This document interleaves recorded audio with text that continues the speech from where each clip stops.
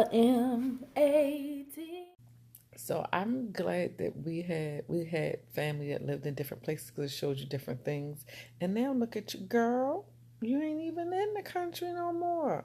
Just like, I was a little scared. And they was having like the wild hairdos and stuff. And maybe it's not so wild now, but when you from Lake Village, where nobody has natural hair, everybody got the same little perm, and how I get back over there? This way. Everybody has the same little dudes. Nobody is stepping outside of the box. Everything every day is pretty much the same. To go to the city, it's just like, wow. I mean, that's how I really felt. Like, wow. I don't think I just thought it was a small town. And small towns didn't have the things that bigger cities had. Like, you know, in the aspect of skyscrapers, and, you know, y'all didn't have bad neighborhoods or good neighborhoods. All the neighborhoods, I mean, except for the ones on the waterfront, they were just big houses, nice houses. I didn't think they were considered them in another neighborhood because they was like walking distance. For us, another neighborhood is somewhere where you're completely like blocks and blocks away, where you might gotta catch a bus or something too. I remember when Muddy and them had tomatoes growing outside, and I could pick them off, and I literally shine it on my shirt and then bite it, and sometimes put salt in. I remember us walking around, Jennifer and I, without anybody else. Like, it wasn't like, oh, you make sure you take somebody with you. Not down there, because it was, I guess, because everybody knew everybody. It wasn't a mindset of feeling unsafe. Whatever age we were just walking. We were just going. When you from a small town like that, less than 3,000 people in the whole town. Everybody know everybody, or they some kin to you. And then everybody pretty much know everybody's business, or they think they do. Pet peeve, and to this day, about going to Arkansas, is that on that lakefront, that's segregation of no African Americans living on that waterfront.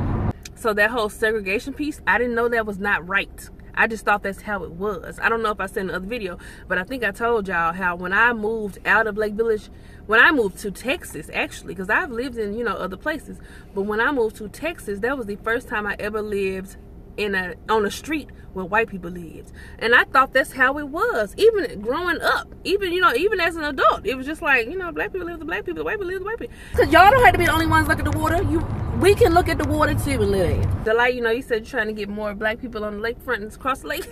It is a few. I think it is now a few black people that do. You know, Muddy and me, where everybody knew the Dunbars. Like, y'all were the celebrity family when we came down there. And I remember Tracy, I think the Greens, they lived on the corner. And they used to chewing tobacco and be in their lips, and I always wanted some. And then sister got me because I put something I was trying to spit and I wasn't supposed to have it. Our family had a good standing as far as like being good people and being moral people.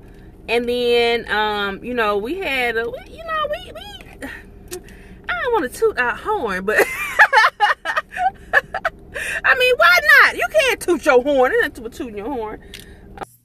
Going into the town, I'd be like, oh, so amazed. And the couple of times that Mommy did move back, one time there was a flood and we had to leave Muddy house and go to City Hall, and we was walking and the water was up to my knee. Nowhere to buy clothes in my town. Nowhere to buy you nowhere to buy shoes. You had to go across. You had to go to another state.